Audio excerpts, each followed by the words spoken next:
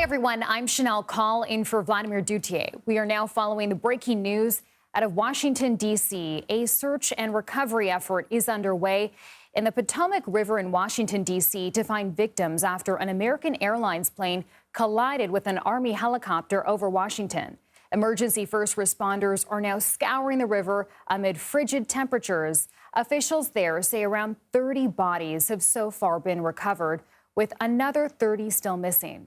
The National Transportation Safety Board is leading the investigation right now, and here's what officials said earlier today. The American Airlines flight coming into land was in a standard flight pattern as it was coming into DCA. So this was not unusual with a military aircraft flying the river and aircraft landing at DCA. We are now at a point where we are switching from a rescue operation to a recovery operation. At this point, we don't believe there are any survivors from this accident. There were 60 passengers and 4 crew on board the American Airlines flight. The Army Black Hawk helicopter was on a training flight with a crew of 3 based at Fort Belvoir in Virginia.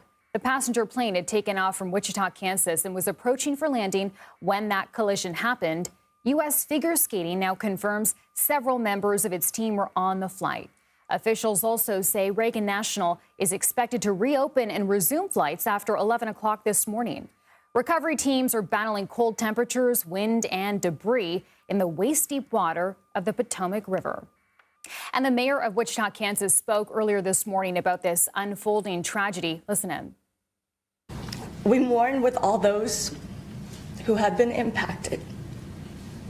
This is a terrible tragedy that will unite those in Washington, D.C. and Wichita, Kansas forever. CBS News White House reporter Aaron Navarro joins me now with more on this. Aaron, we saw President Donald Trump put out a statement overnight, and we're just now learning he's expected to hold a news conference at around 11 o'clock this morning from the White House. What more do we know?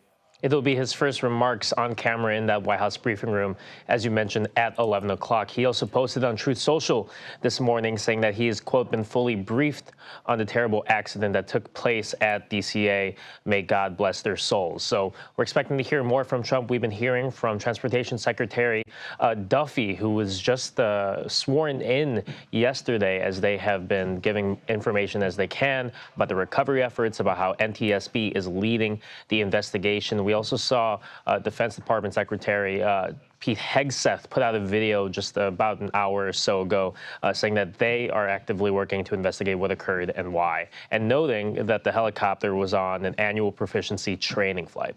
And I'm just wondering as well, is this expected to impact at all the confirmation hearings for the president's cabinet nominees today? We're seeing Kash Patel's nomination hearing going on. We have not seen any indication that those would be delayed because of this crash. Tulsi Gabbard's as well planned for this week. And any indication what Donald Trump might be saying at that briefing later on this morning? We haven't gotten any background confirmation on what he's going to talk about or what he's going to say at this briefing. We did hear, or at least see, the president at least muse about what happened, saying that it was, quote, preventable. You heard Secretary Duffy in the press conference this morning agree with President Trump, saying it was preventable, just given the collision course that these 2 aircrafts were on. Interesting. Okay, Aaron Navarro, thank you. Now let's bring in CBS News senior national security correspondent Charlie D'Agata. Charlie, you're joining us from the Pentagon this morning. What more do we know about that helicopter flight at this hour? And what did we hear from Pete Hegseth earlier today? Yeah, so that came out literally a half hour ago. I know the previous reporter said it was about an hour ago. So this is what Secretary of Defense Pete Hegseth had to say. Just to repeat, annual proficiency training flight is what this crew was on. In terms of experience, he said they were fairly experienced. Those are the words that he used. He was supposed to hold a briefing here, by the way, and we were expecting that about a half hour ago. But instead, he's sort of been beckoned to the White House to brief the president, essentially about what we're talking about here. They did have night vision goggles because that has come up. What we don't know is whether they were using them at the time or whether they had other equipment like traffic collision avoidance systems, which commercial aircraft do have. But fixed wing and rotary aircraft in the military, that's not always standard. We also don't know. We know where this where this crew came from, and there's been a 48-hour pause on that entire unit and division while the investigation takes place. The Army and the DoD are helping the NTSB with the investigation, but we don't know. We know where they're from. We don't know where their flight path was. There have been some reports that we haven't been able to confirm that they may have left from Langley, the CIA area. We can't confirm that, but there are reports, and people have been looking at the flight lines.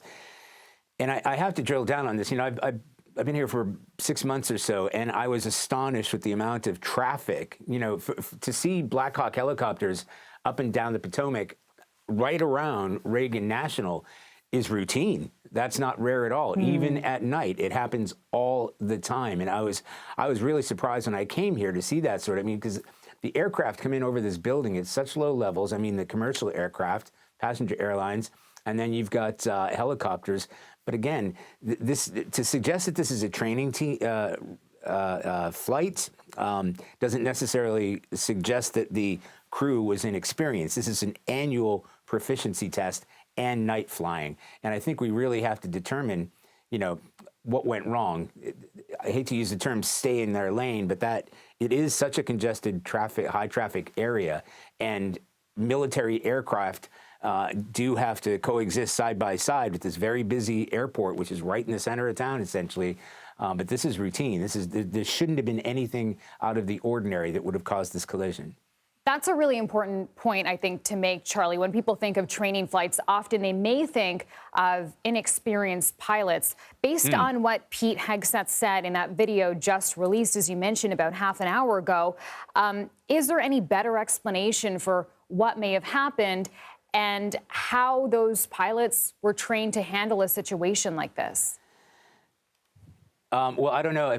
Are you going to play the clip now to hear it? I believe we do not have that prepared at the moment. Okay, we've got it. Let's listen in. The unit involved, the Army unit involved, was Bravo Company 12th Aviation Battalion at Fort Belvoir.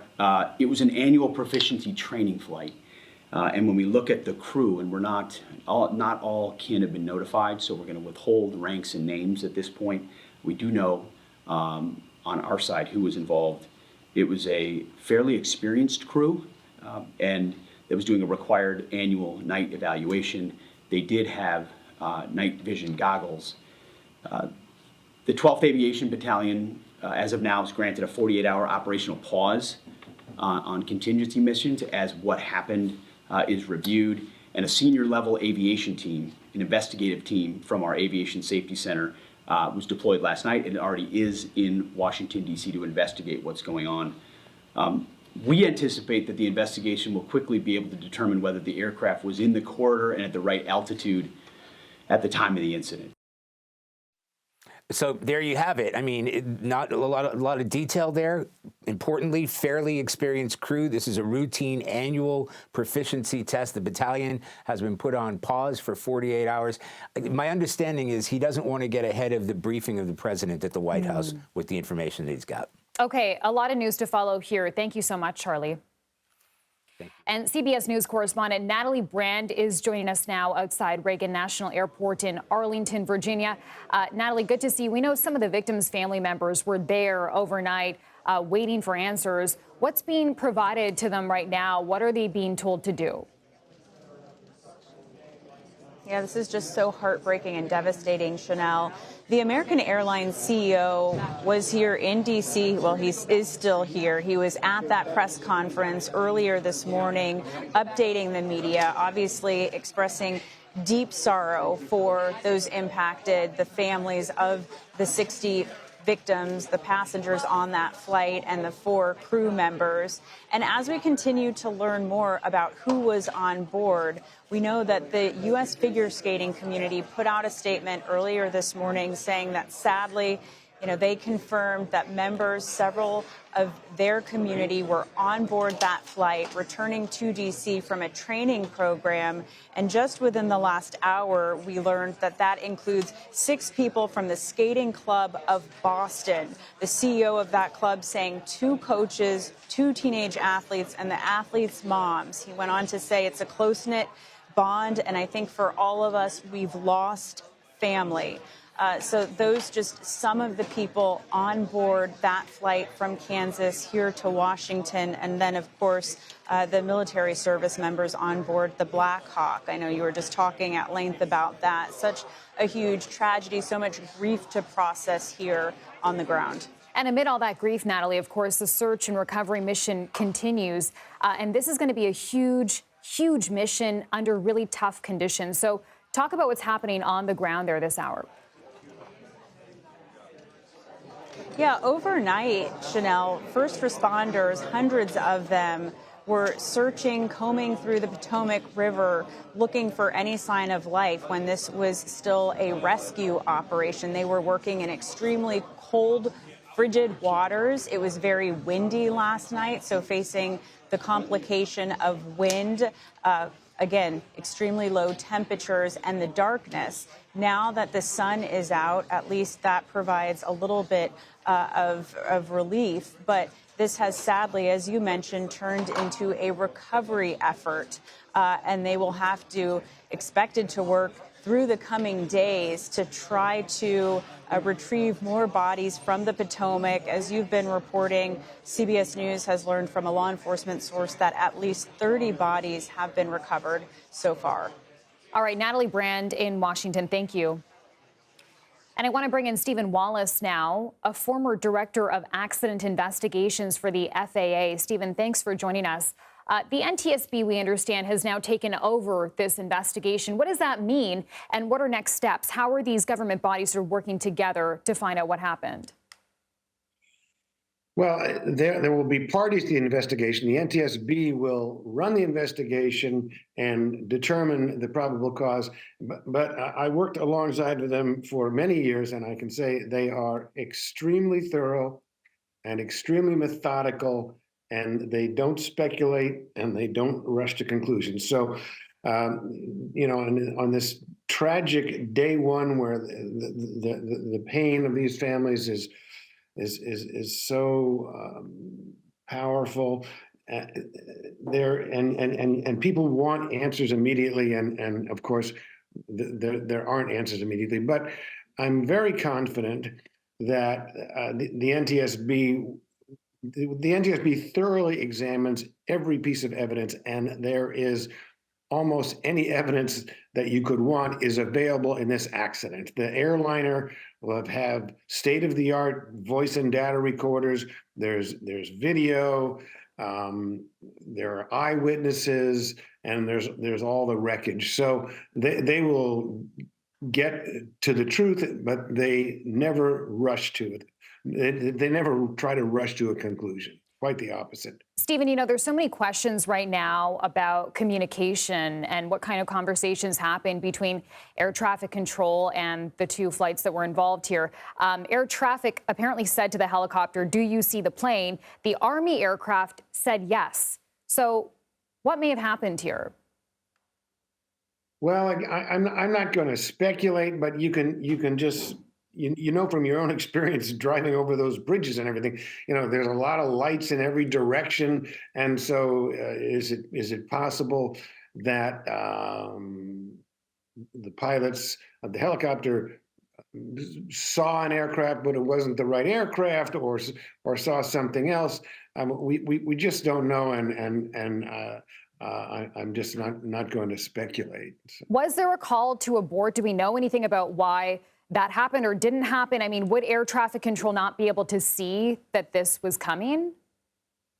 Well, I mean, the see and avoid, and the air traffic control spoke to the helicopter pilot and told them, it's a permitted thing where they can say, have you visually acquired, do you see the aircraft, and stay and stay behind it. I would point out here that the airliner is equipped with a collision avoidance system, which will see the helicopter has a transponder and everything, which will make it visible. But that system, called TCAS, is inhibited at very low altitudes, like below 500 feet typically, because you would get just so many random advisories that where it's dangerous to really maneuver quickly close to the ground. So those systems They still provide the traffic alert, but they don't, up in the air, they'll say fly up, fly down. They'll give a very direct collision avoidance instruction, which that function will be inhibited as the aircraft is close to the ground. And this collision occurred extremely close to the ground. All right, Stephen Wallace, thanks for your time and perspective. Thank you, Chanel. We're going to have much more continuing coverage of this breaking news as we learn more about what happened here. Stay with us.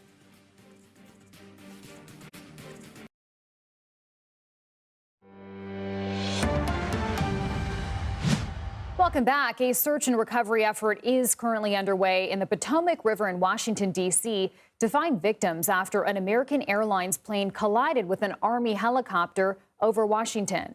Emergency first responders are now scouring the river amid frigid temperatures, and officials say around 30 bodies have been recovered so far, with another 30 still missing. The National Transportation Safety Board is leading the investigation right now. And next hour, we expect to hear from President Donald Trump.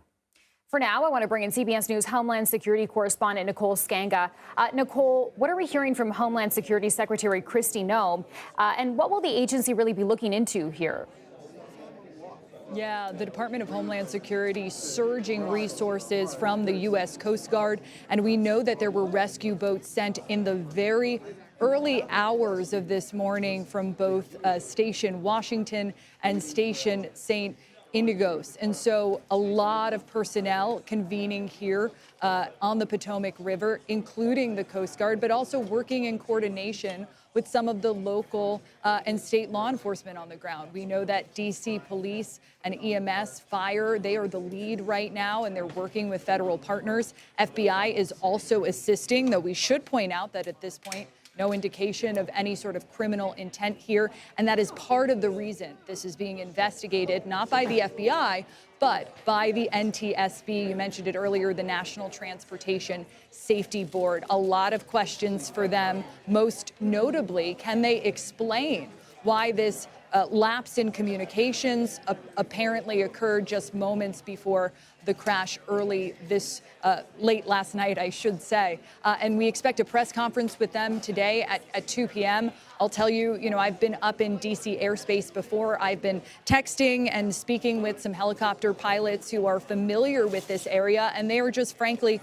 floored by this collision. They have a lot of questions, and they'll be very eager to hear from the NTSB on that black box, that flight recorder, to determine, what was the communication like between the helicopter pilots, those 3 soldiers that we know were in that Army Black Hawk, and the plane itself. We heard earlier today from the Transportation Secretary saying that he believes that the helicopter was aware of the plane's presence. He was unclear on whether that plane was aware of the helicopter's presence. And now typically helicopters that fly in this airspace tend to look out for those planes. They tend to navigate around them. They're in constant communication with air traffic control. So just a lot of questions right now about how this might have happened, but certainly a full show of force from all agencies across the federal and state and local governments here, at least 300 personnel on the river alone. And I will tell you that when I drove here late last night, shortly after the crash, it was just a sea of red lights. And, I think mentioning the location is so important here. It can be, I guess, a crowded airport, often filled with lawmakers who are traveling to and from D.C. So does that bring with it any concerns about aviation operations or national security? Absolutely. And in fact, earlier today, we were at a press conference with several lawmakers from Kansas, lawmakers from Virginia. Many of them sit on prominent commerce transportation committees on the Hill. Certainly, they spoke out today and saying now is not the time to call into question exactly what happened before we have all of the facts laid out before us. But you can bet, given the proximity of this incident and just how intimately so many lawmakers, relate to this airport, they're in and out of it all the time, there is going to be an ongoing probe, many questions to the FAA, many questions to the Department of Transportation, many questions regarding that NTSB investigation to determine really how could this have happened. It's a very controlled controlled airspace here in Washington, D.C. You can't just fly a drone up in the air. There are TRs everywhere. And so for something like this to happen in a city that is used to all of this federal and state and commercial coordination has taken a lot of pilots, folks, lawmakers I'm talking to off guard, and certainly, a lot of folks demanding answers here. But I should say right now and today, the feeling in this airport and being here on the scene is that the focus right now is on the victims. There are 67 people, about half of whom are still unaccounted for. There is that recovery effort underway right now, trying to, pull all of the bodies, all of the debris out of the river. The concern about, of course, the families and the loved ones of these victims, lifting them up and supporting them. And so that is truly the focus today. But you can bet that in a city like Washington, D.C., the focus is going to shift on the investigation, in due time when it's appropriate. All right. Thank you so much, Nicole. And CBS News congressional reporter Torian Small joins us now. Torian, we should mention this comes on a pretty busy day on the Hill. There are a few big hearings set to happen. How are lawmakers there responding? Yeah, Chanel, several hearings going on. That includes Tulsi Gabbard, Trump's pick to head the DNI, and then Kash Patel, a controversial figure among Democrats here who Trump tapped to lead the FBI. I want to say, though, that as these two are underway, several other committees have addressed the situation. I want to point out the words from Ranking Member Jack Reed on the Senate Armed Services Committee. He led this hearing by saying, in part, that this is a tragedy beyond words and that his thoughts are with the families of those on board both aircraft as well as the entire Army community. That committee also held a moment of silence before it began its duties or its work that it's doing today. Back to these committee hearings, though, Patel is under a microscope by Democrats, many of them calling him unqualified and unfit to lead the FBI, calling into question his loyalty to Trump and whether or not that would impact the department's ability to be independent from the president moving forward. We heard so far in his hearing that the chairman, Chuck Grassley, defended a lot of the allegations around Patel before he had the opportunity to speak. Patel's in the hot seat right now, giving his opening statements, looking to rebut some of the concerns that we've already heard from Democrats. And Torian, we're also expecting to hear from President Donald Trump at 11 o'clock this morning. What more do we know about that? Right. The president is set to speak in the 11 a.m. hour and address not only what he's been briefed on, but also send his condolences to the family. We heard from Defense Secretary Pete Hegseth, who didn't want to get ahead of the president by releasing too much information, but did confirm some details that we know that the three Army members involved in this crash were highly experienced and that they were doing a routine training procedure when this happened. So we're expected to hear the president reiterate those words and then probably give more detail and insight into what exactly happened. All right, Torian Small, thank you. And we'll bring you much more continuing coverage of this breaking news as we learn more about what happened. Stay with us here on CBS News 24/7.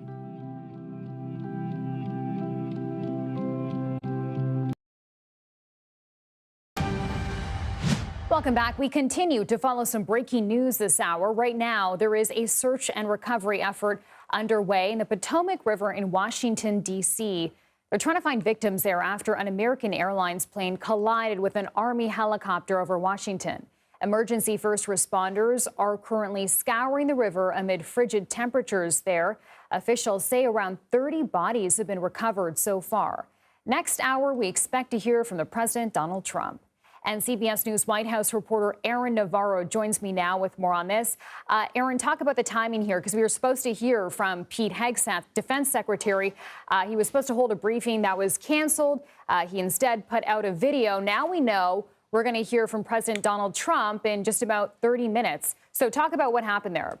could potentially see Secretary Hegseth at that briefing, still working to see exactly who will be with him in just half an hour. We saw, as you mentioned, Hegseth lay out some of the details, not necessarily getting ahead of what we know or getting ahead of the president, but laying out some of the details about the training that the military helicopter was on last night. And just one thing to mention, just given the timing of all of this, there's no Senate-confirmed head of the FAA right now. The head before had resigned on January 20th, leading into the next administration. There was someone that was brought up who had worked at the FAA before, but just the timing, it being so close to the presidential transition, so close to President Trump's first days in office, could potentially make things difficult as agencies look to work through and get to the investigation part of all of this. Interesting that you mentioned that. Also want to ask whether this may or may not impact those confirmation hearings for President Donald Trump's cabinet nominees supposed to happen today. We've seen those still stay on for both Tulsi Gabbard and Kash Patel. You're seeing, at least at the start of those hearings, the ranking members and chairman acknowledge what happened in Washington, D.C. last night. But so far, those are still on as Trump's picks and his administration is working to get them through and fully confirmed. Got it. Okay, Aaron Navarro, thank you. Take care. And joining me now is Linda Tran. She served as Director of Public Engagement and Senior Advisor to former U.S. Secretary of Transportation, Pete Buttigieg. Linda, thank you for joining us. Walk us through what the investigation might look like right now at a federal level. Absolutely. Great to be with you, Chanel.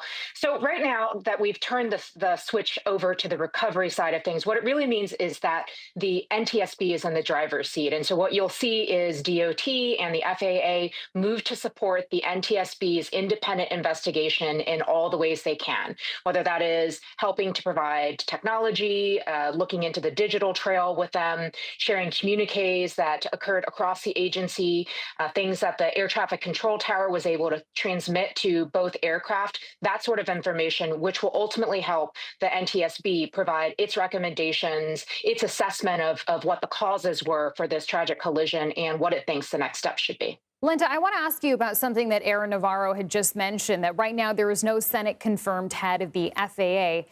How may that impact the investigation? Well, look, I think it's definitely important to have a confirmed member, a confirmed administrator for the Federal Aviation Administration in the seat, in large part because this is what helps to translate what the vision of the White House is to that agency. But it should be noted that there are extremely senior and capable career civil servants that are at the helm at the FAA right now. We do have a deputy administrator, as I understand it, who is going to be incoming, who was a former staffer at the FAA. And you have the head of the Air Traffic Organization, who is a long-time both pilot as well as a policy expert, who is certainly going to be knee-deep in all of this moving forward. So it's really just a testament to how important it is to have these federal career civil servants who, whether through any sort of a political transition, who are the institutional knowledge and understand what the appropriate standard operating procedures should be, who understand what the remedies could be moving forward. I also want to mention the timing here. We're just over 20 minutes away from the airport reopening for air travel this morning. For people who may look at what happened overnight and be concerned about getting back on a plane, what are officials saying to them today? I mean, look, I think it's entirely reasonable looking at this really horrific footage that we've seen breaking overnight for people to be concerned about whether their loved ones are safe as they're going in and out of this airport in particular. But what I can tell you is that, we have had literally billions of flights take off and land safely at National Airport during the time since the previous sort of crash occurred. And so they should be assured it is still very, very safe. It is the safest form of transportation there is. Okay, Linda, thank you. I want to now bring in CBS News Homeland Security correspondent Nicole Skanga. Nicole, take it away. Hi there. I am joined by the D.C. Mayor, Muriel Bowser, who's here with me. And we are just moments away from Reagan National Airport reopening. So, Mayor, are all systems go? Is it business as usual? And what do you tell travelers who say they might be a little fearful to fly today? Well, first and foremost, our hearts and our prayers go out to all of the families impacted by this horrific collision. I am very proud of our first responders in D.C. and in the entire region who have gone into to the conditions such that they are to try to bring everyone out of the river. And so that effort continues. I think the message was very clear from the Secretary of Transportation as well as the airport's director in the FAA, saying that there's no reason not to resume flight activity into Reagan Washington National Airport. And that's going to happen at 11.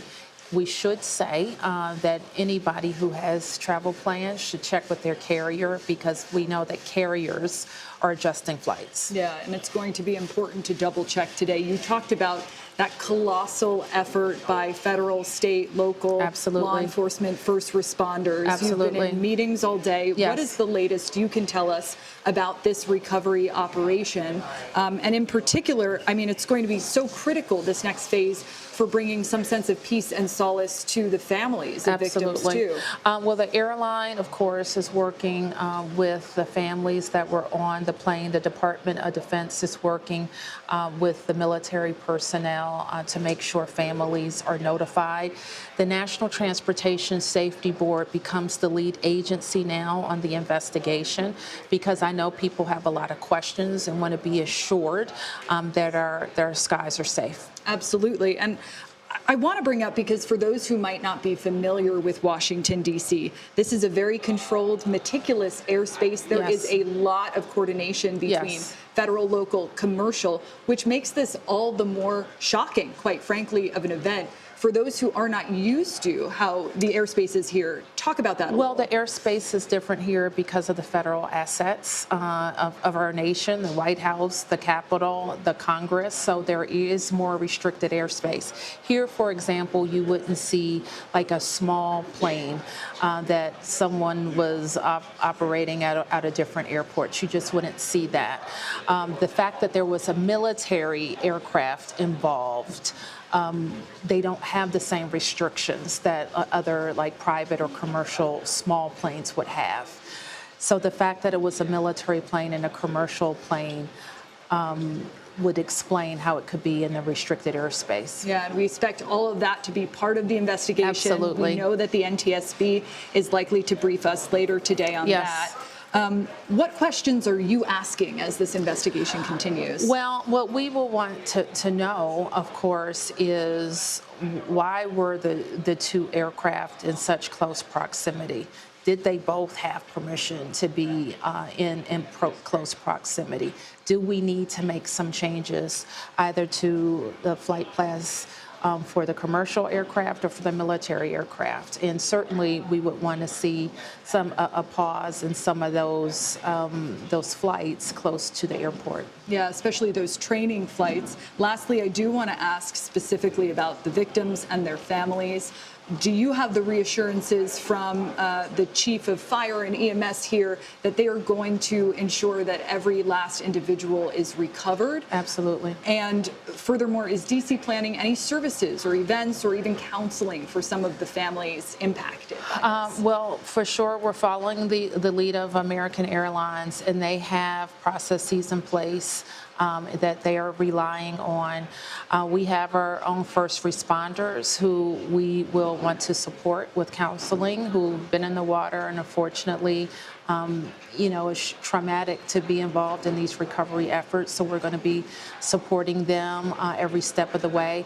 We have a very robust response team in our Department of Human Services, and we'll be ready to be there. Also with families who will likely be coming to our medical examiner's office. Madam Mayor, we know so many of our viewers across the country, their hearts are with us here in Washington, D.C. Yes. We thank you for joining Thank you. CBS Streaming. Thank you. We'll send it back to you in the studio. Nicole Skanga, thank you. And we'll bring you much more continuing coverage of this breaking news as we learn more about what happened in Washington, D.C. Stay with us here on CBS News 24/7.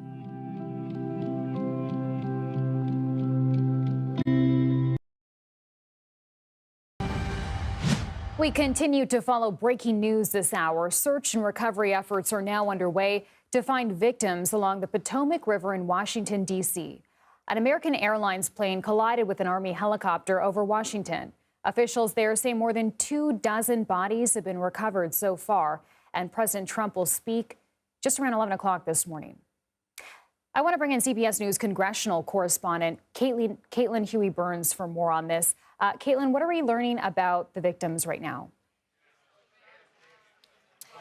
Hey, well, we have been here at DCA Airport since about 2 in the morning, and we saw family members of victims gathering in a lounge, an American Airlines lounge, talking to officials, trying to get more information. We learned early this morning that this went from a rescue effort to a recovery effort, and unfortunately, profoundly sorry to hear that that officials believe there have been no survivors of this collision. We have been briefed by various officials, including the brand new transportation secretary, who said that this could have been avoided. Just to give you a little bit of context here at this airport, this is an airport heavily trafficked by lawmakers getting in and out of Washington to their home districts and states.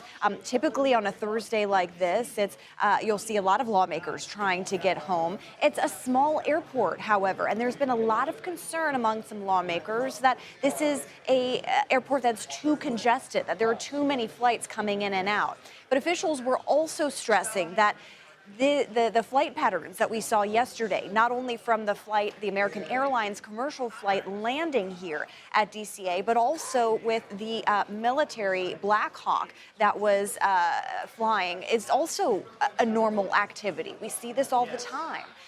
So there are questions about how, of course, this collision happened, whether it was a communications failure and the like. Those questions remain. All of this now moves into the purview of the NTSB, which will run its investigation. But at the top of the hour, we are expecting to hear from President Trump, who will be joined by his transportation secretary and also his defense secretary to perhaps answer some of those questions about how this Black Hawk helicopter collided with this American Airlines flight. We're also told that, what we know about the victims is we don't know much about them, but we also know that members of the U.S. figure skating team were on that flight, having competed in Wichita and coming back to Washington. We don't know exactly who was on that flight yet, but those are people that we are watching. Of course,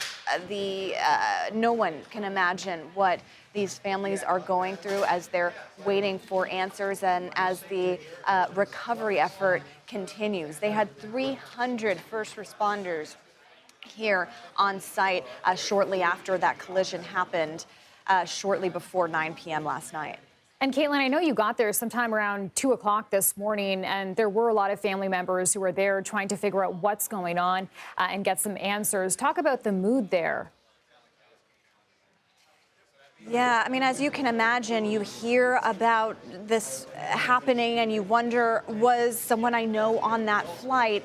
We saw they basically had a holding room for family members or acquaintances of loved ones who believed that they had family members or loved ones on that flight. There's a holding room in the American Airlines lounge, which is through the security barrier. So we did not have access to it, but we could see through a window. And I saw many people in that lounge meeting with officials. We saw one member of the NTSB there as well, at least one member.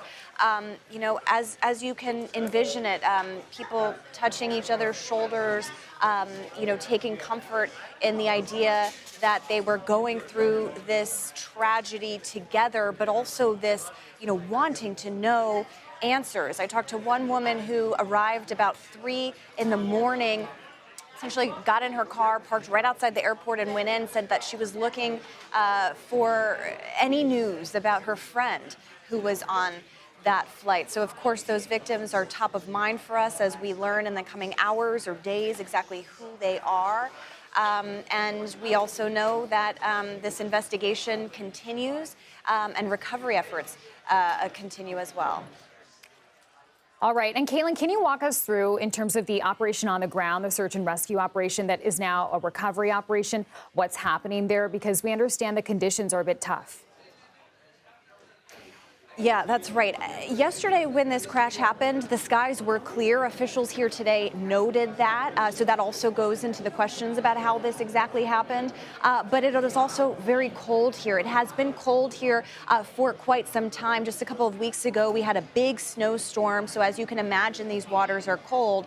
We also learned from officials that that commercial American Airlines flight, when it was discovered, it was broken into 3 parts, and recovery efforts, those involved in that effort were at least waist deep going through the water here on the Potomac. And so when I got here in the wee hours of the morning, you could see a huge, vast, robust line of just lights from emergency vehicles of all sorts. And then as it got closer to about 6 a.m., we saw fewer and fewer of those lights. But really a scene to behold here. And I should note, too, just very quickly, people are coming back to this airport to board flights. This airport officially opens back up for flights at 11 a.m. All right. Caitlin Huey-Burns, thank you for those updates. And CBS News congressional reporter Torian Small joins us now from Capitol Hill, where there was a moment of silence this morning before some pretty key hearings got underway. So you've been listening into this hearing for Trump's nomination for FBI Director Kash Patel. Walk us through the big takeaways so far. Yeah, Democrats have been on Patel for his previous words. A lot of those they're saying are pretty controversial and do not make him qualified to lead the FBI. They're calling into question his loyalty to Trump and whether or not that could impact the Bureau's independence from the president moving forward. The idea behind that is they believe under a Trump-era FBI, it will be weaponized against his political opponents or enemies.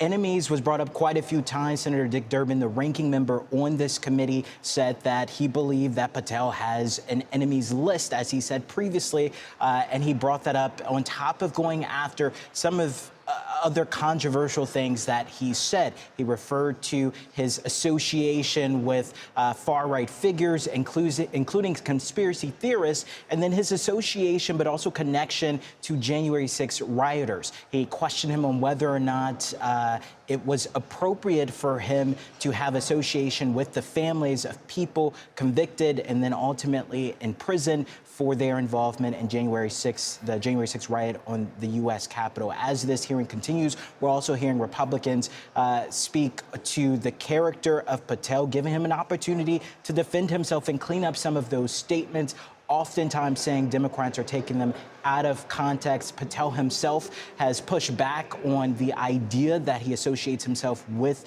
racists, for example, recounting actually times where he was the victim of racist attacks himself. As this continues, we're expecting to see Democrats come forward and decry to their colleagues on the right that Patel, in their minds, has no business being the top pick for Trump's next FBI head.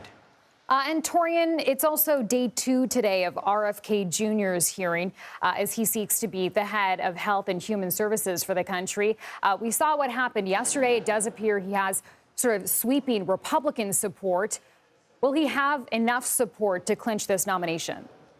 Potentially, yes. There are some holdouts who are usual suspects when it comes to these more controversial picks.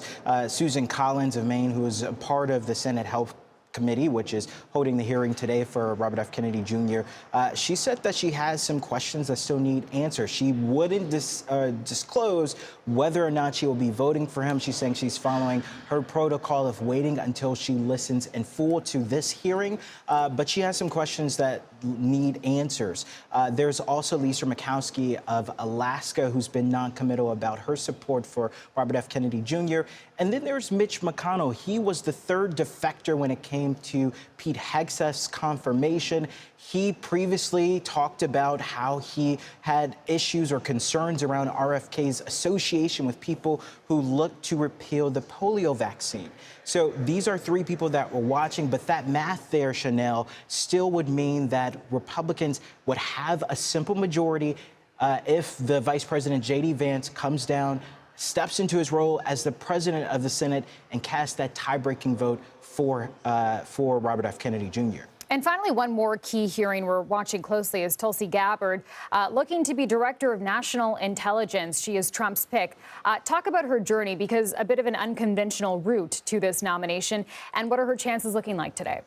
Yeah, former Democratic Congresswoman, then ran for president. She was then soured on her experience with the party, ultimately defecting, saying that she's an independent because of how she feels she was pushed out of the party by the establishment. She then went on to align herself with Donald Trump, ultimately lending her an endorsement to Trump for 2024, and then joining him on the trail several times at major rallies and events, hosting even fundraisers for the current president. She's now looking to be the top national intelligence director, and that's causing pause for not just Democrats, but some Republicans. They're looking to question her and her association with some controversial political figures abroad, including the ousted Syrian President Assad, whether or not she'll respond to concerns and criticism from Democrats about that association, whether or not that could be a conflict of interest in this role if she is to be confirmed, Chanel. All right, Taurine Small on Capitol Hill, thank you. And stay with us. We have much more continuing coverage of some breaking news this hour as we learn more about this mid-air plane crash that happened in Washington, D.C. overnight. Also, in minutes, we'll hear from President Donald Trump. That is expected to happen at 11 o'clock this morning from the White House. We'll bring you there as soon as that begins. Stay with us.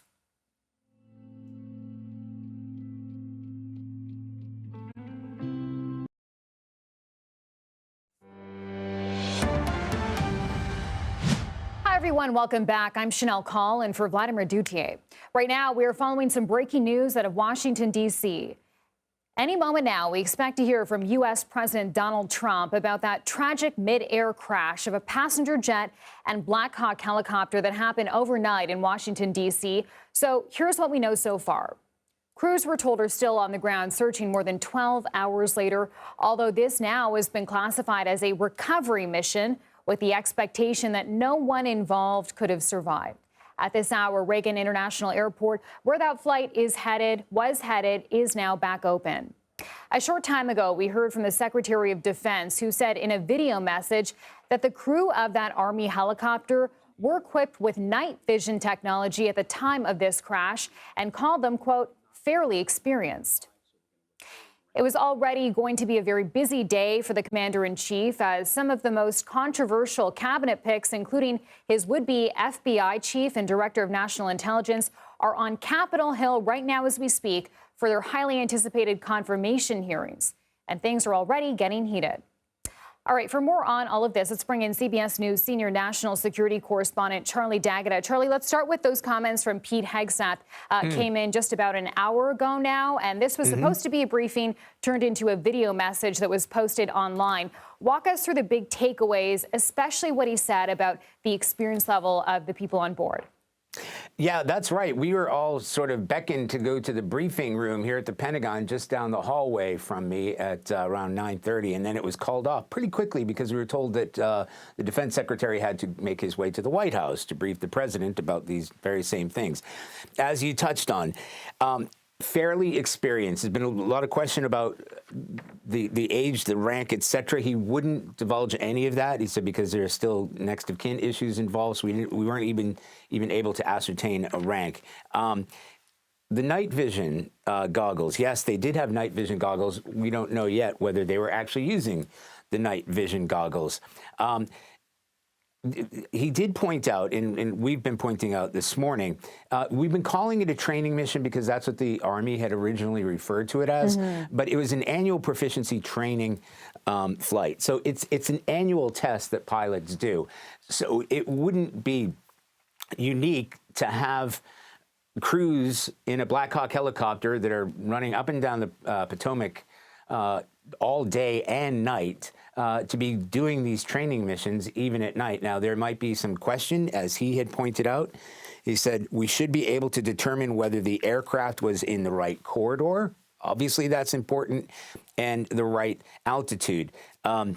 The company that it was with, which is Bravo Company 12th Aviation Battalion, that has been essentially grounded for 48 hours. They've got a no-fly for 48 hours while they look into it. I can also report that the Army has its own sort of internal investigation in situations like this, but they are working closely with the NTSB, who is the sort of lead agency in this because it involved, obviously, a passenger plane. So they'll be working side by side and hand in hand. But there are a lot of questions today about where that helicopter was, the proficiency of the crew, and why it happened in that area. Because, as I said, it's routine to see Black Hawk helicopters anytime, day or night.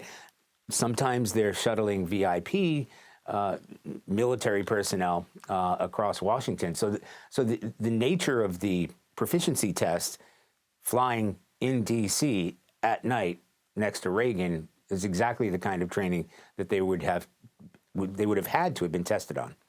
You know, I want to point out a few interesting things that I noticed today. The head of American Airlines saying that plane was on course and then the helicopter intercepted. Then we heard from Pete Hegseth, sort of quick to blame the helicopter in this crash. I'm just wondering what that might do for morale in the Army.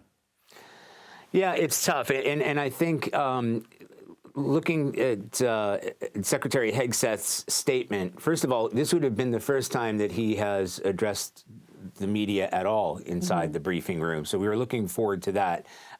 The fact that it was about a 2.5-minute taped explanation with limited information, I think suggests the reserve.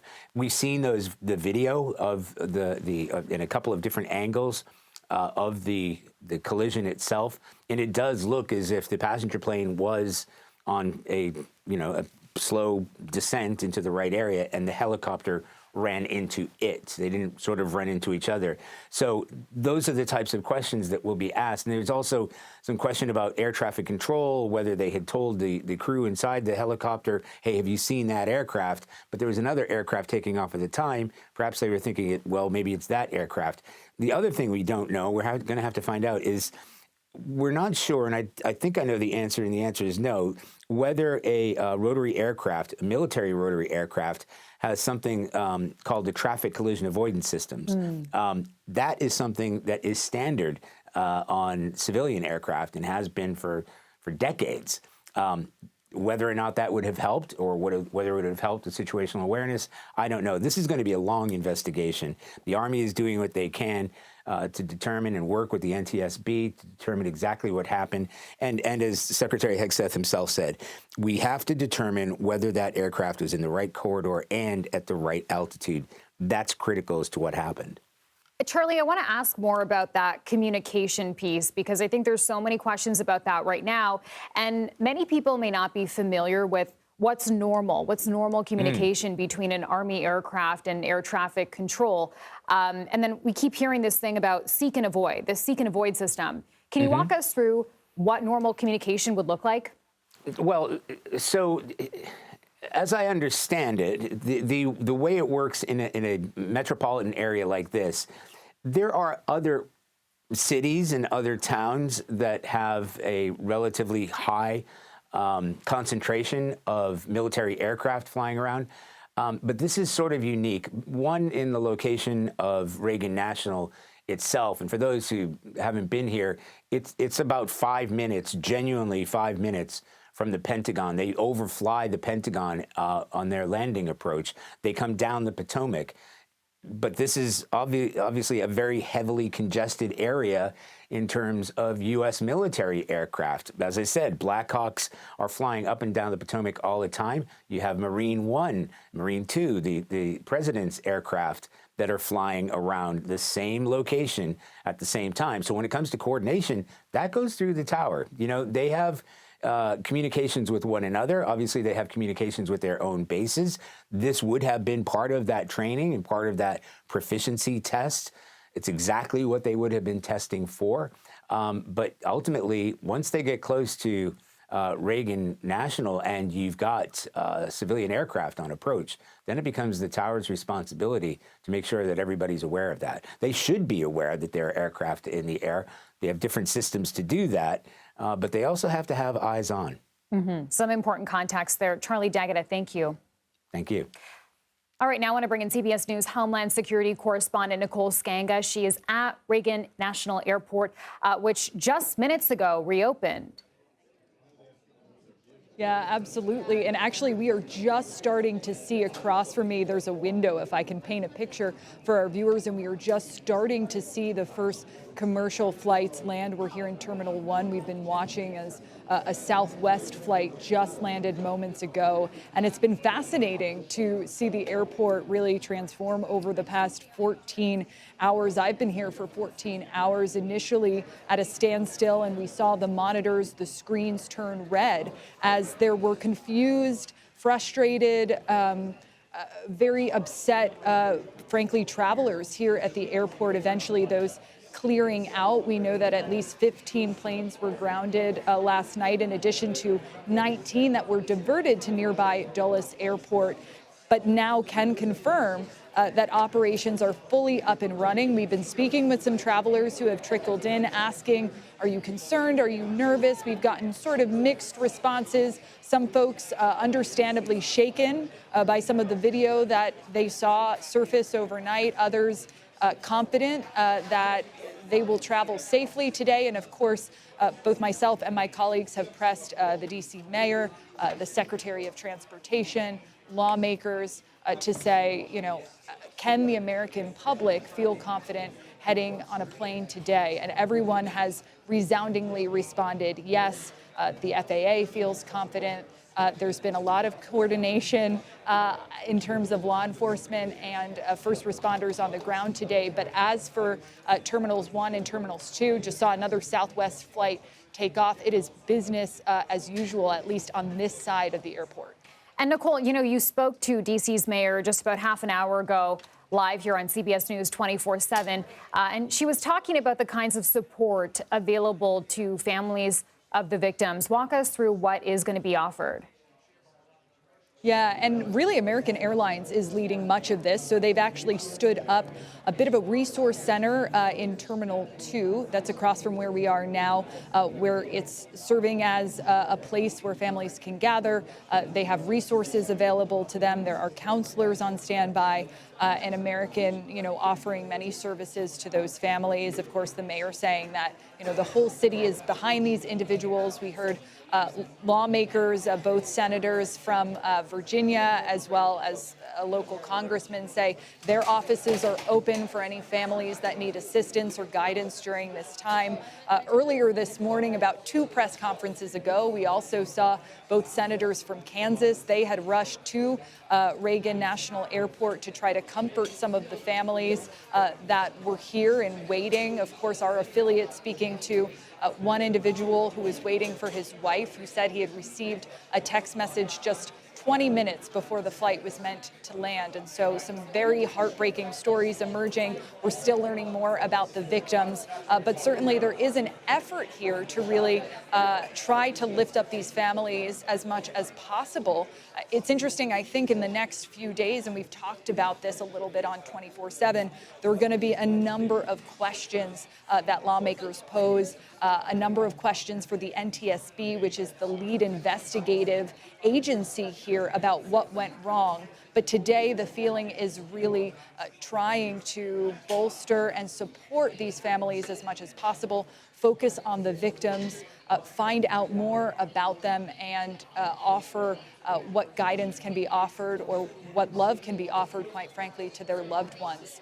That being said, Washington, D.C., certainly a city, and this certainly an airport, DCA here, many lawmakers in and out of this airport. Certainly, that was something senators spoke about today, many of them sitting on committees of commerce and transportation. There are going to be some serious, questions, some that we've raised during our segments today regarding the communication failures, the apparent lack of coordination here. But today, the feeling very much a focus here on the airport on lifting some of these families up. Yeah, that's an important point, Nicole, where this happened. This is a historic tragedy, but also happened at an airport that is so central to the work of national lawmakers and, frequented, as you said, by so many. What does that say about national security? And we're hearing from Homeland Security Secretary Kristi Noem today. Yeah, we are hearing from the Secretary, and certainly the U.S. Coast Guard, which sits under the Department of Homeland Security, surged resources here in the early morning hours and late last night. There were several vessels that came from nearby Station Washington and Station St. Inigo. And so lots of DHS personnel on the ground just walking around the airport. It's very apparent that there is a real robust presence of TSA, of Federal Protective Service, of other law enforcement agencies that fall under the Department of Homeland Security. So certainly we can feel that presence here on the ground. But as you point out, and the mayor actually spoke with us about this, Washington, D.C. has a very unique airspace. There are federal assets here, clearly, as was the case last night with this Black Hawk Army helicopter. And that does make it look a little different than some other cities, some other airspaces above other cities in the United States. Certainly going to be a crucial part of this investigation. She raised several questions about where the helicopter was supposed to be and what authorities, a DOD helicopter would need versus a private commercial helicopter, perhaps something that the NTSB will be looking into today. I did think it was very interesting during our press conference earlier today. The Secretary of Transportation was asked, similar to what President Trump had said earlier, was this preventable? And he responded, without hesitation, he feels this was preventable. So I know we're awaiting remarks by the president. It'll be interesting to see if he sort of goes back to that point. Certainly, there are going to be a number of lessons learned in the coming days and weeks. But officials here, despite being cautious about what they're letting us into in terms of the investigation, seem to think that this tragedy could have been prevented. All right, Nicole Skanga for us live inside the airport. As Nicole mentioned, we are hopefully just moments away from hearing from President Donald Trump at that White House press briefing. That was supposed to start at 11 o'clock. Looks like they're a bit delayed. We'll bring you there as soon as that begins. Stay with us here on CBS News 24/7.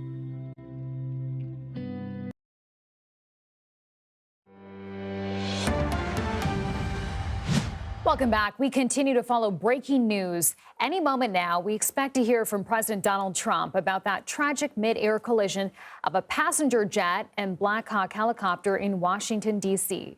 So here's what we know so far. Crews are still on the ground. They're searching more than 12 hours later, although this now has been classified as a recovery mission with the expectation that no one involved could have survived. At this hour, Reagan National Airport, where that flight was headed, is now back open. Senator Tim Kaine of Virginia joined CBS Mornings earlier today to talk about the investigation into this crash near Washington, D.C. Our Tony DeCopel asked the senator what he thinks people need to know right now. My three messages were first, just deep sorrow, the passengers, the crew, and these three soldiers. Their loved ones, their friends, people who are still trying to get information, our condolences to them. Many will be from Virginia, from the D.C. area, obviously.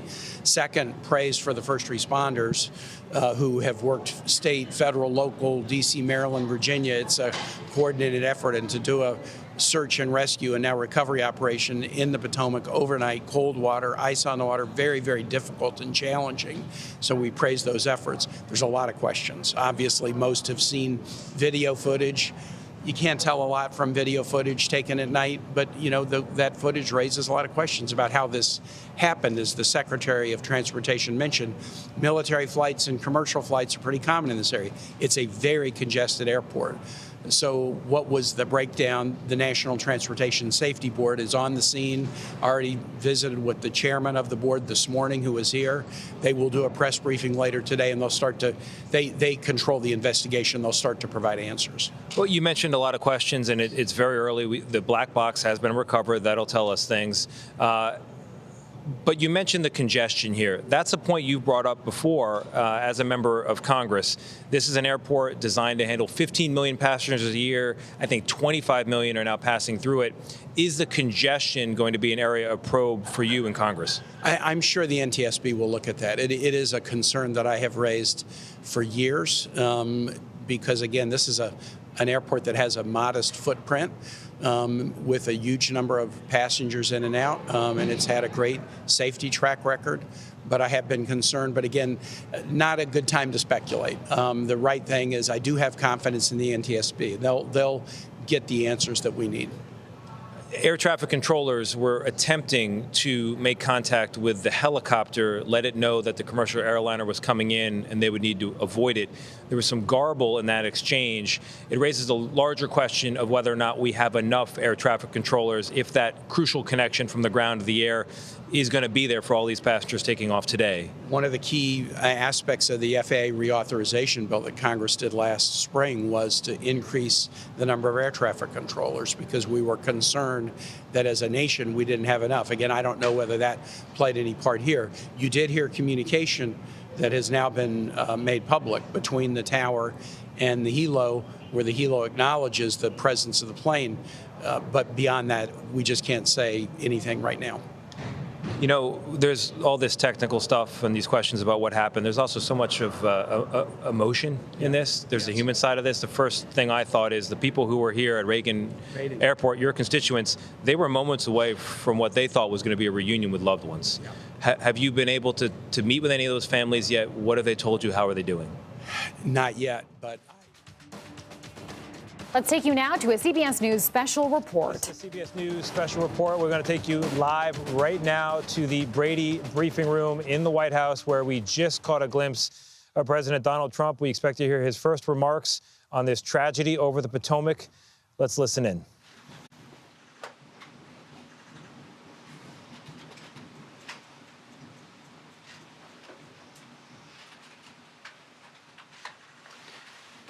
Thank you very much.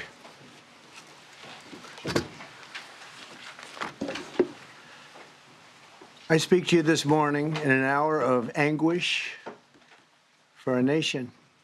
Just before 9 p.m. last night, an American Airlines regional jet carrying 60 passengers and 4 crew collided with an Army Black Hawk helicopter carrying 3 military service members over the Potomac River in Washington, D.C., while on final approach to Reagan National Airport.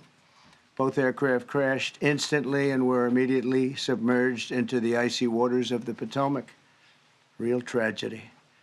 The massive search and rescue mission was underway throughout the night, leveraging every asset at our disposal. And I have to say, the local, state, federal, military, including the United States Coast Guard in particular, they've done a phenomenal job.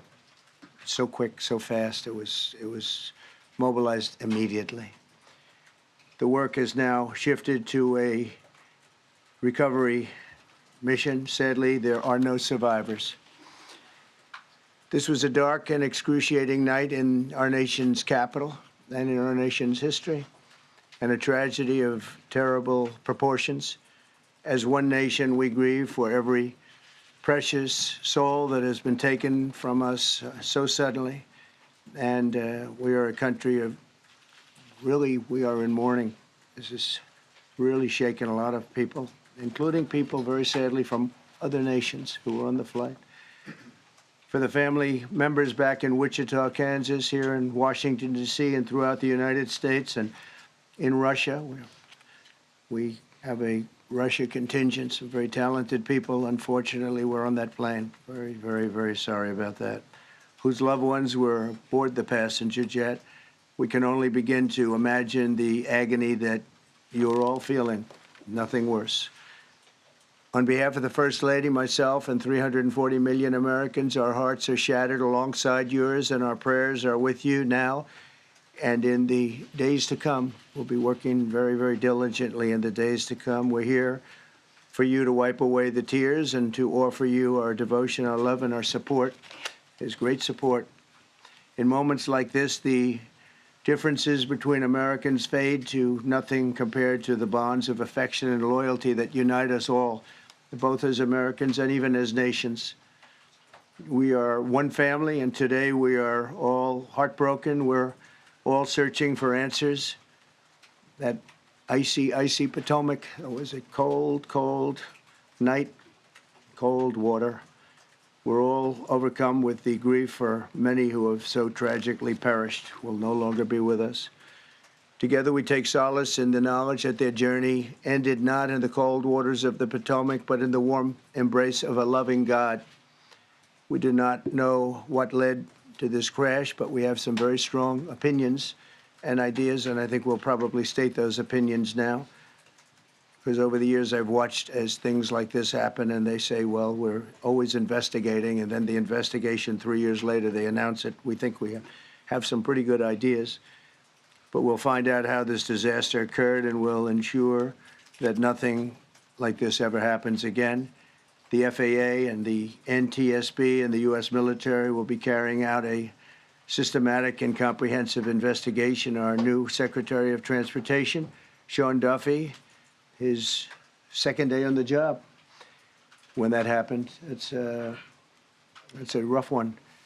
We'll be working tirelessly. He's a great gentleman. The whole group these are great people, and they are working tirelessly to figure out exactly what happened. We will state certain opinions, however. I'm also immediately appointing an acting commissioner to the FAA, Christopher Rocheleau, a 22-year veteran of the agency, highly respected.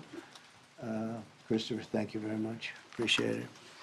We must have only the highest standards for those who work in our aviation system. I changed the Obama standards from very mediocre at best to extraordinary. You remember that. Only the highest aptitude, they have to be the highest intellect and psychologically superior people were allowed to qualify for air traffic controllers.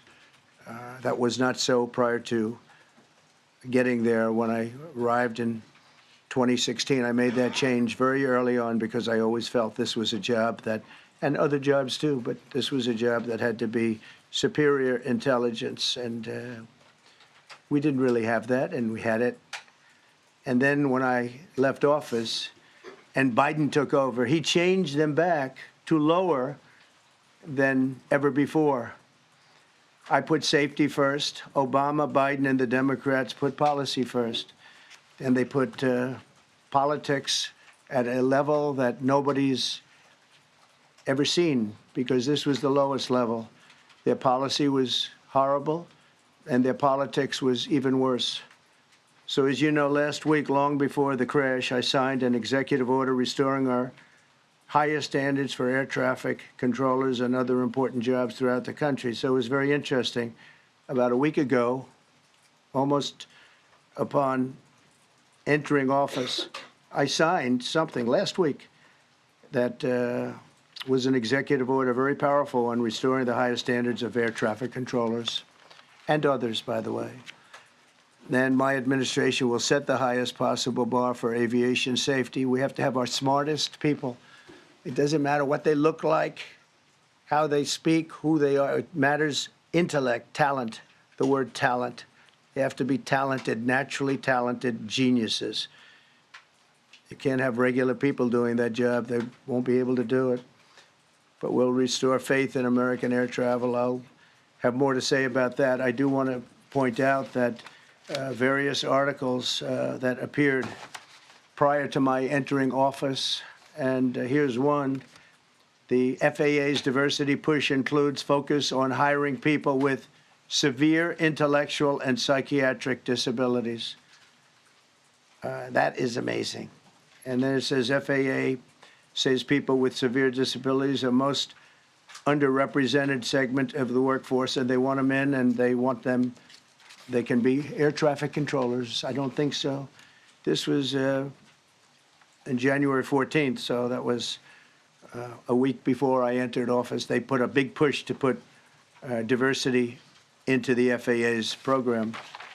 Then another article, the Federal Aviation Administration, this was before I got to office, recently, second term. The FAA is actively recruiting workers who suffer severe intellectual disabilities, psychiatric problems, and other mental and physical conditions under a diversity and inclusion hiring initiative spelled out on the agency's website. Can you imagine? These are people that are, I mean, actually, their lives are shortened because of the stress that they have. brilliant people have to be in those positions. And their lives are actually shortened, very substantially shortened because of the stress, where you have many, many planes coming into one target. And you need a very special talent and a very special genius to be able to do it. Targeted disabilities are those disabilities that the federal government, as a matter of policy, has identified for special emphasis in recruitment and hiring. The FAA's website states they include hearing, vision, missing extremities, partial paralysis, complete paralysis, epilepsy, severe intellectual disability, psychiatric disability, and dwarfism all qualify for the position of a controller of airplanes pouring into our country, pouring into a little spot, a little dot on the map, a little runway. The initiative is part of the FAA's diversity and inclusion hiring plan. Think of that. The initiative is part of the FAA's diversity and inclusion hiring plan, which says diversity is integral to achieving FAA's mission of ensuring safe and efficient travel. I don't think so. I think it's just the opposite. The FAA website shows that the agency's guidance on diversity hiring were last updated on March 23rd of 22. They wanted to make it even more so.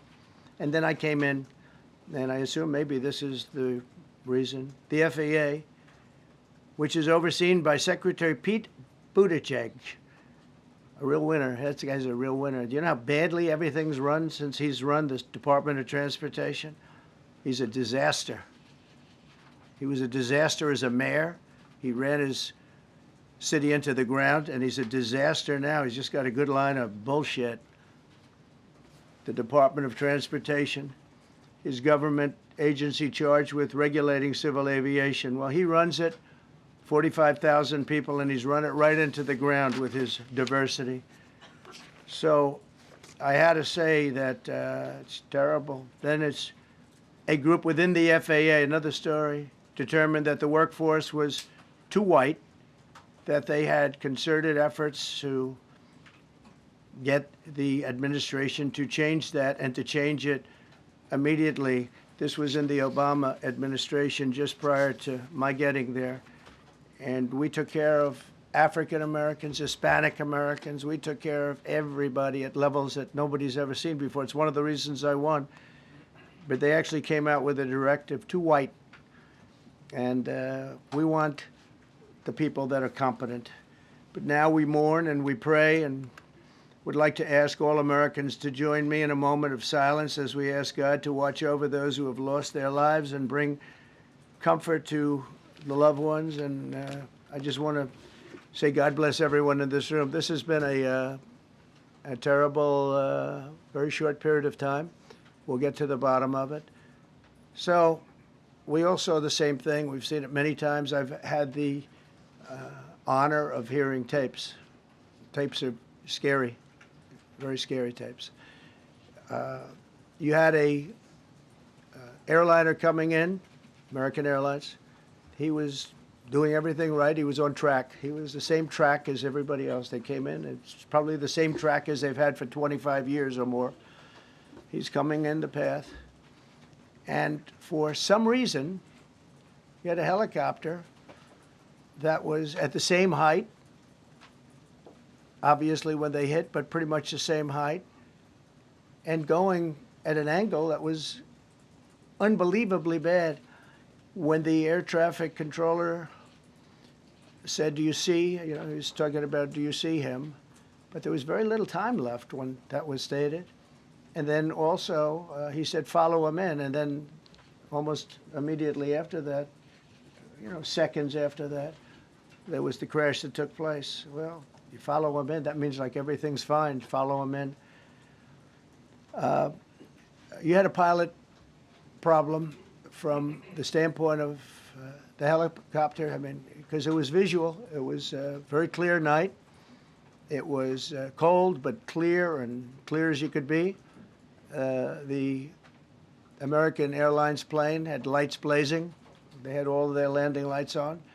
I could see it from the Kennedy Center tape. We had a tape up on the Kennedy Center. That seems to be the primary. Thus far, I'm sure we'll see other tapes because it's such a an area where there are a lot of cameras looking up into the air, into space. So we'll probably see many other shots of it before too much time goes by.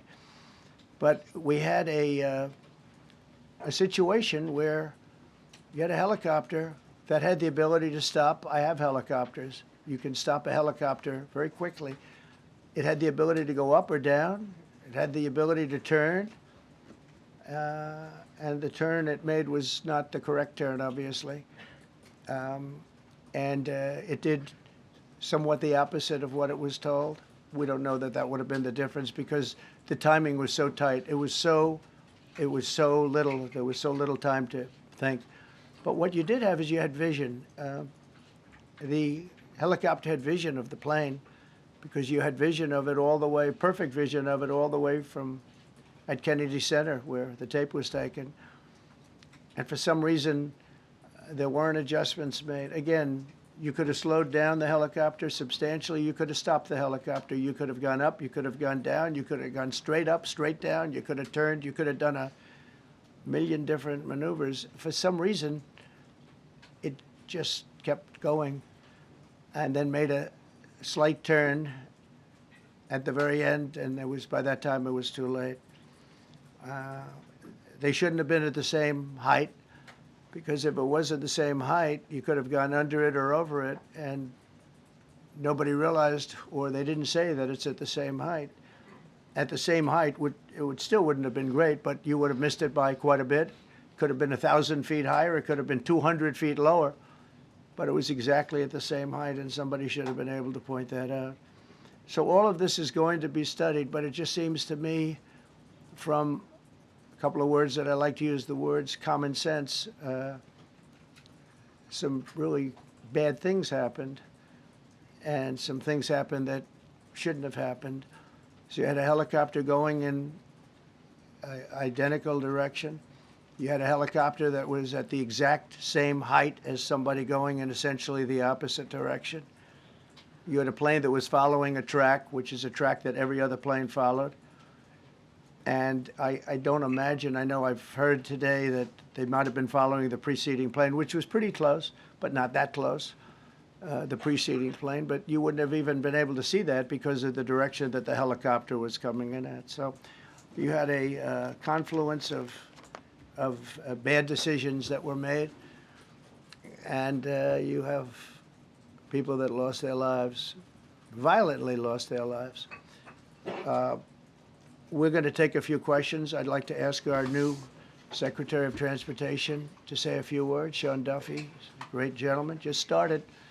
It's not your fault, and I know you agree with me very strongly on intellect and even psychological well-being of the air traffic control. It's such an important position, and I think I can't emphasize stronger.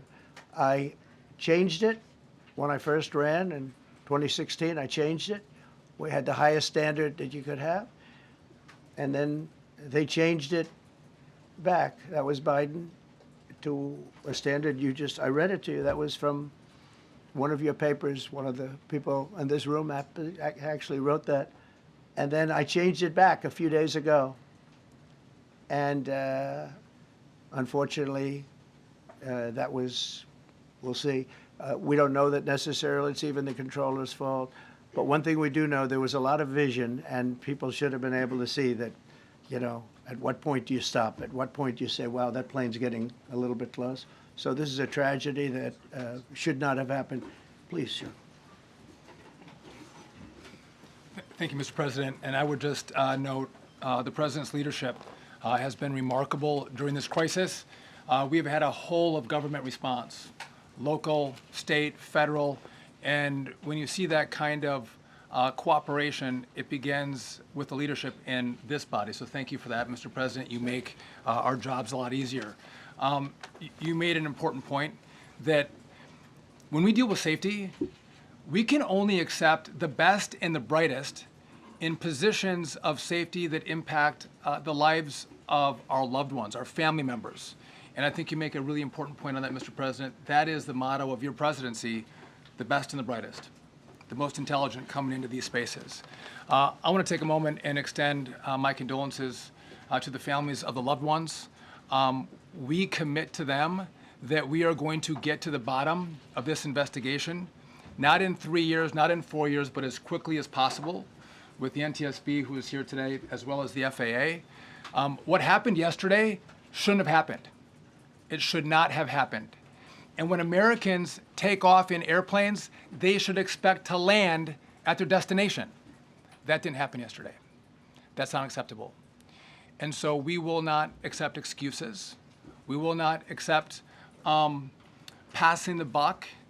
We are going to take responsibility at the Department of Transportation and the FAA to make sure we have the reforms that have been dictated by President Trump in place to make sure that these mistakes do not happen again. And again, I want to thank you for your leadership, Mr. President, and I appreciate the confidence you placed in me. Thank you. Pete, would you like to say something? Well, thank you, Mr. President. Again, I want to echo what the Transportation Secretary said about your leadership. From the moment we found out about this, we were in contact with the White House trying to determine exactly what happened. I would echo it as well. No excuses. We're going to get to the bottom of this. We first and foremost, from the Defense Department, want to pass our condolences to the 64 souls and their families that were affected by this. Never should happen. And certainly the 3 service members, the 3 soldiers, a young captain, staff sergeant, and CW2, Chief Warrant Officer, on a routine annual retraining of night flights on a standard corridor for a continuity of government mission. The military does dangerous things. It does routine things on the regular basis. Tragically, last night, a mistake was made. And I think the president is right.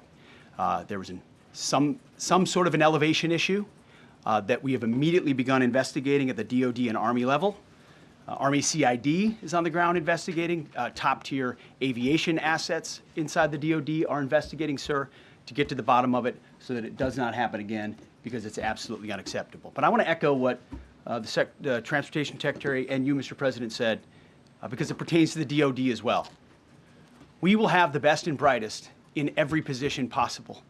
As you said in your inaugural, it is colorblind and merit-based. The best leaders possible, whether it's flying Black Hawks and flying airplanes, leading platoons, or in government. The era of DEI is gone at the Defense Department, and we need the best and brightest, whether it's in our air traffic control, or whether it's in our generals, or whether it's throughout government. So thank you for your leadership and courage on that, sir, and we'll stand by you on it. Thank you very much. JD, please. Well, thank you, Mr. President, for your leadership. I just want to reemphasize something the President said, and you've heard from the Secretary of Transportation and of Defense. There really was a whole of government response. We were all on the phone. We were all communicating yesterday, trying to get to the bottom of this immediately, but also try to communicate with the American people about what happened. Something the President said that I think bears reemphasizing, which is that when you don't have the best standards in who you're hiring, it means, on the one hand, you're not getting the best people in government, but on the other hand, it puts stresses on the people who are already there. And I think that is a core part of what President Trump is going to bring and has already brought to Washington, D.C., is we want to hire the best people because we want the best people at air traffic control, and we want to make sure we have enough people at air traffic control who are actually competent to do the job. If you go back to just some of the headlines over the past 10 years, you have many hundreds of people suing the government because they would like to be air traffic controllers, but they were turned away because of the color of their skin. That policy ends under Donald Trump's leadership because safety is the first priority of our aviation industry. Thank you, Mr. President. Mr. President, on DEI and the claims that you've made, are you saying this crash was somehow caused and the result of diversity hiring? And what evidence have you seen to support these claims? It just could have been. We have a high standard. We've had a much higher standard than anybody else. And there are things where you have to go by brain power. You have to go by psychological quality. And psychological quality is a very important element of it. These are various very powerful tests that we put to use, and they were terminated by Biden. And Biden went by a standard that's the exact opposite. So we don't know, but we do know that you had 2 planes at the same level. You had a helicopter and a plane. That shouldn't have happened. And we'll see. We're going to look into that, and we're going to see. But certainly for an air traffic controller, we want the brightest, the smartest, the sharpest. We want somebody that's psychologically superior, and that's what we're going to have. Yeah, please, go ahead. Mr. President, you mentioned at the top of the briefing that there were several Russian nationals on the flight. Yes. Will the U.S. government be willing to facilitate the transfer of their remains, considering Yes, we the will. fact there is no direct air travel between the two countries? We've already been in contact with Russia, and the answer is yes, we will facilitate. Yes. Please, go ahead. Thank you, Mr. President. The situation in the Democratic Republic of the Congo is getting worse, even though President John Lorenzo has been mediating the conflict between Rwanda and the Democratic Republic of the Congo because he wants to bring peace and stability.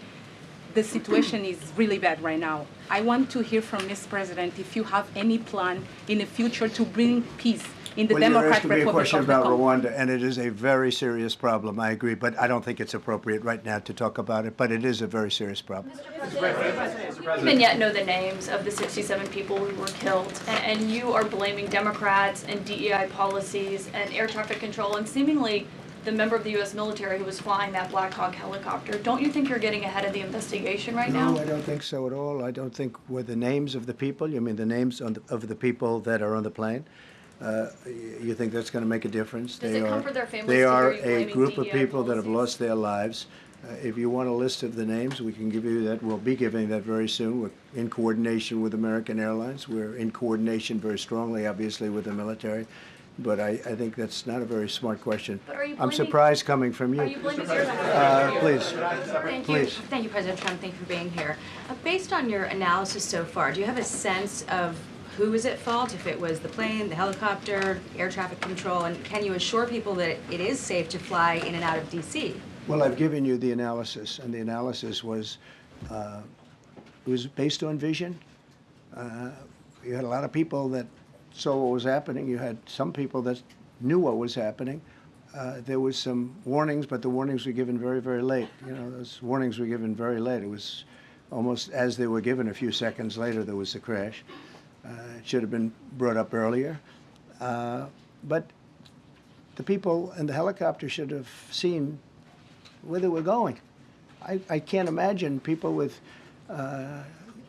20/20 vision not seeing, you know, what's happening up there. Again, they shouldn't have been at the same height.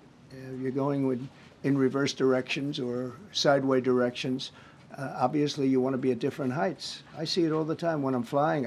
You have planes going in the opposite. They're always lower, we're higher, so if somehow there's a screw up, there's not going to be a tragedy. It'll be close, but you know, there's never going to be a tragedy if you're at a different elevation. For whatever reason, they were at the same elevation. And also, from the American Airlines standard, he's along the track that every plane is along. You say, what was a helicopter doing in that track? It's very sad. But visually, somebody should have been able to see and taken that helicopter out of play, and they should have been at a different height. Thank you, sir. You mentioned the Russians that were on board that plane. What other nationalities were on board that passenger There were a jet? couple of others. We're going to be announcing it in about an hour. We have some very specific information.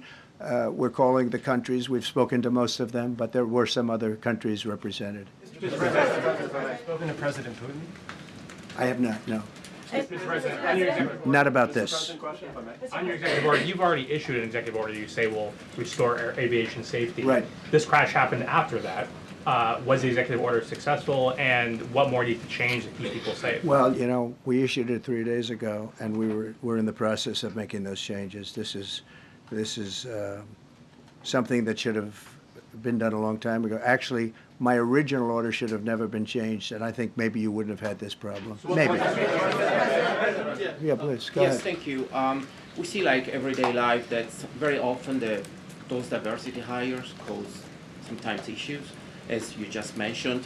So what plan do you have? Are we going to see some fire? Are you going to fire some of those diversity hire in the federal government? What plan do you have? I would say the answer is yes. If we find that people aren't mentally competent, you see the language. The language is put out by them.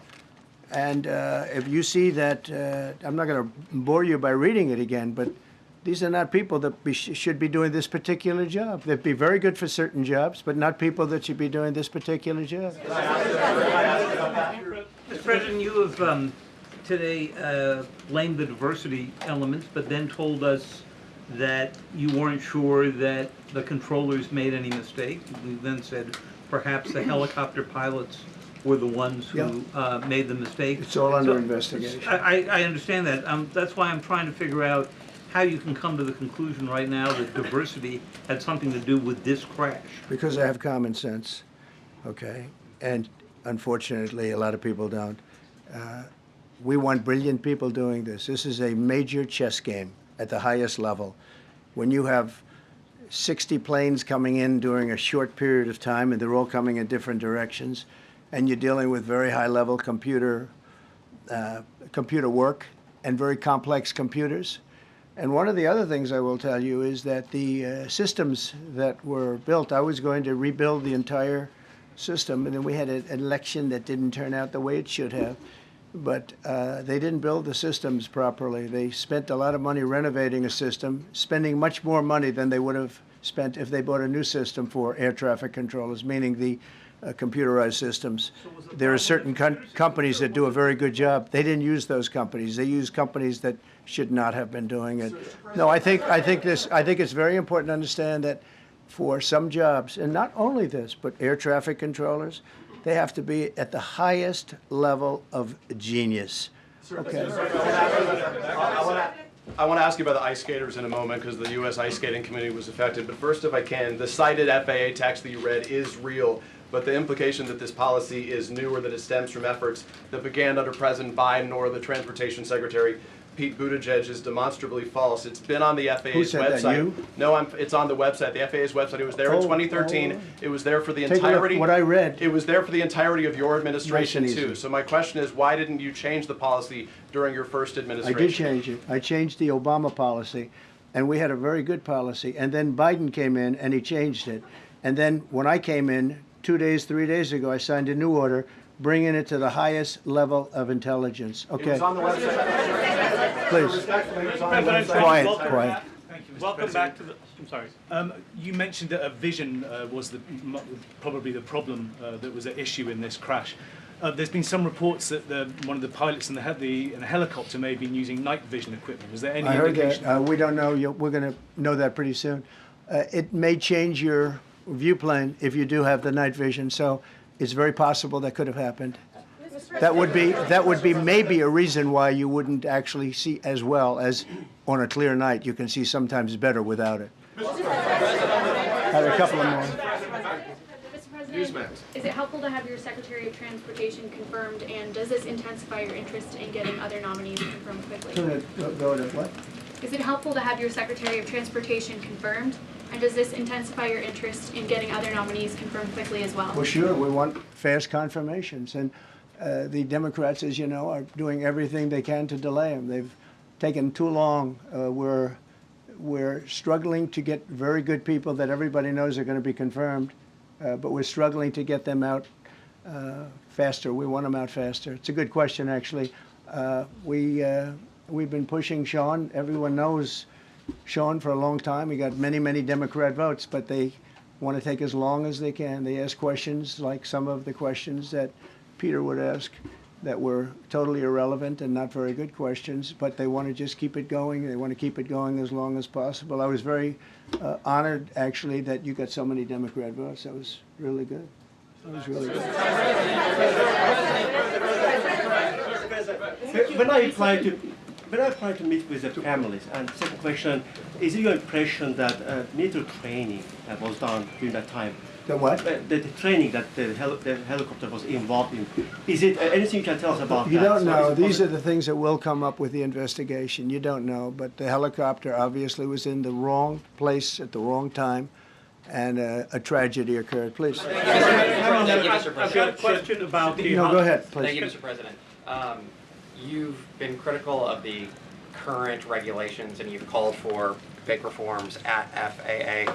I'm curious, sir, Well, I made the reforms, actually. what is your message? 3 days ago, I made them. Yes, sir. What is your message then to the American public in the weeks and months ahead? Should they feel hesitant to fly? And if you could clarify perhaps something that the Defense Secretary said when he said that this helicopter was on a continuity of government mission? I don't know what that refers to, but they were practicing. They do that. They call it practicing, and they were, and that's something that should be done. It's only continuity in the sense that we want to have very good people, and that has to be in continuity, and that's what they refer to. But it was basically practice, and it was a practice that worked out very, very badly. Okay.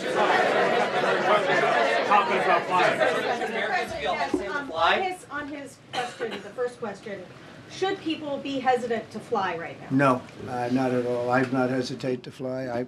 This is something that it's been many years that something like this has happened, and the collision is just something that we don't expect ever to happen again. We are going to have the highest level people. We've already hired some of the people that you've already hired for that position long before we knew about this. I mean, long before. From the time I came in, we started going out and getting the best people because I said it's not appropriate what they're doing. I think it's a tremendous mistake. You know, they like to do things and they like to take them too far, and this is sometimes what ends up happening. Now, with that, I'm not blaming the controller. I'm saying there are things that you could question, like the height of the helicopter, the height of the plane being at the same level and going in opposite directions. It's not a positive. But no, we're already hiring people. No, flying is very safe. We have the safest flying anywhere in the world, and we'll keep it that way.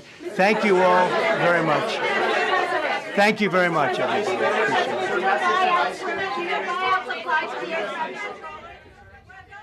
You have been watching a fairly high wattage press conference there in the Brady briefing room with President Donald Trump, 2 cabinet secretaries, and a brief appearance even from Vice President J.D. Vance. The press conference began, as one might expect, with condolences and sorrow, words of comfort to the families of the 67 people believed to be dead at this hour after that midair collision. And then the conversation turned, the president turned the conversation to what might have happened. He called it a confluence of bad decisions.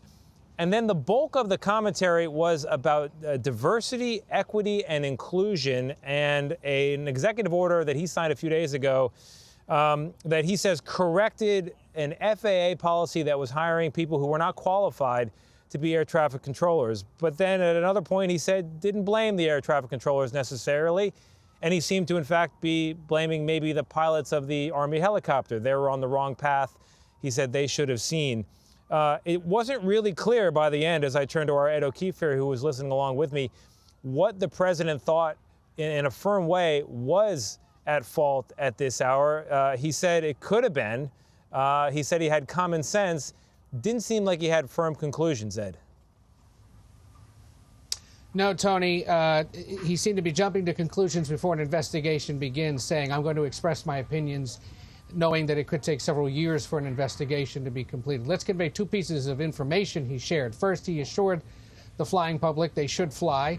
Second, that there will be a, quote, systematic investigation led by the FAA, the National Transportation Safety Board, the Defense Department, to review what went on. And he did name an acting administrator at the Federal Aviation Administration, a guy named Chris Rochelo, a 22-year veteran who had been serving in a sort of active or acting role over the last several weeks because the then administrator and deputy quit earlier this month ahead of the Trump inauguration, knowing they'd probably lose their job anyway. But this focus on diversity, equity, inclusion programs is part of a big revamp of the federal policy and federal government that's underway, going into agencies and saying, if you've got any of these programs, they're being canceled. The people that run them are being put on paid leave for now, believing that across the federal government there's been too much focus on those kinds of issues and not on the actual work of the agencies themselves.